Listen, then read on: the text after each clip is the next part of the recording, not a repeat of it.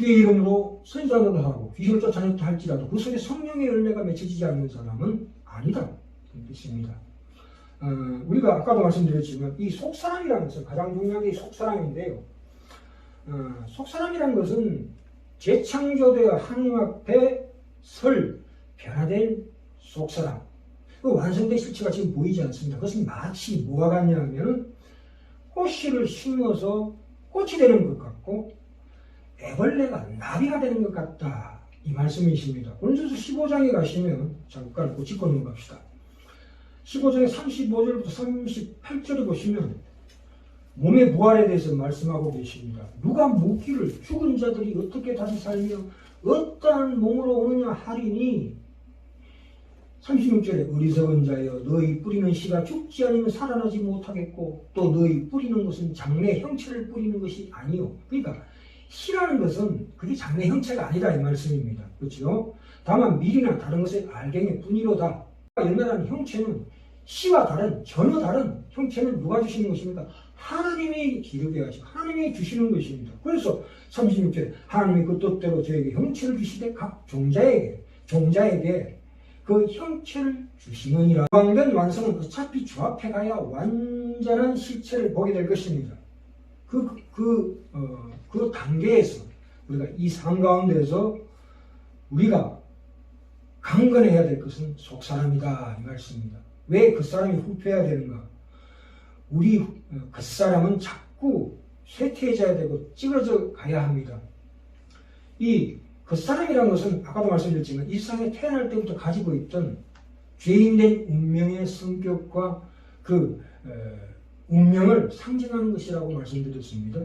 이 그 사람은 하나님을 모르는 어떤 모습과 본질을 갖고 태어난 것이기 때문에 우리가 이것이 점점 더 후패해져야 된다 이 말씀입니다.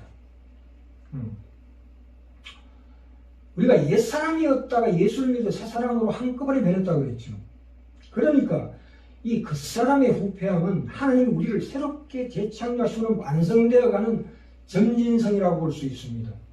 그러니까 속사람이 강건해지면 질수록 그 사람은 후패해질 수밖에 없다 이 말씀이십니다. 다시 반복되는데요. 세상 사람들은 속사람이 없습니다. 왜요?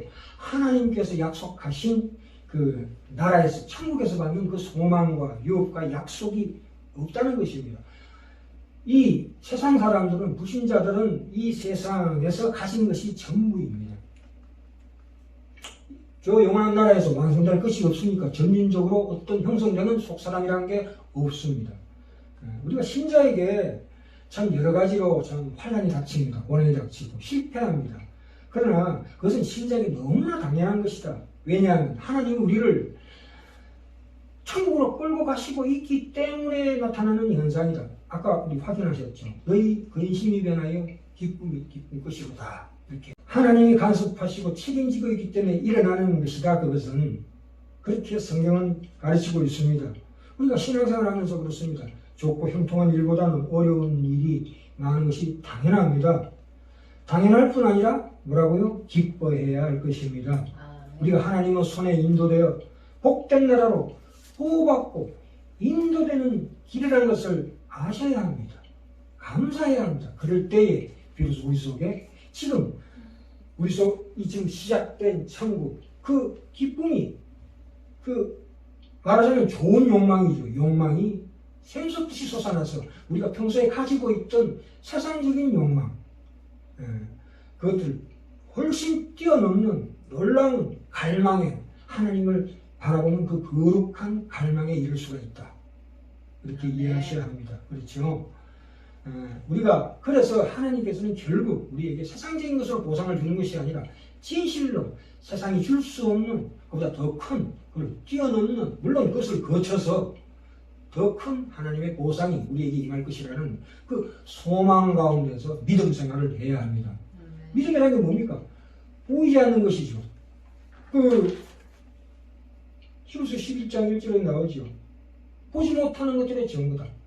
18절에 다시 한번 봅시다. 우리 돌아보는 것은 보이는 것이 아니요 보이지 않는 것이니 보이는 것은 잠깐이요 보이지 않는 것은 영원함이니라.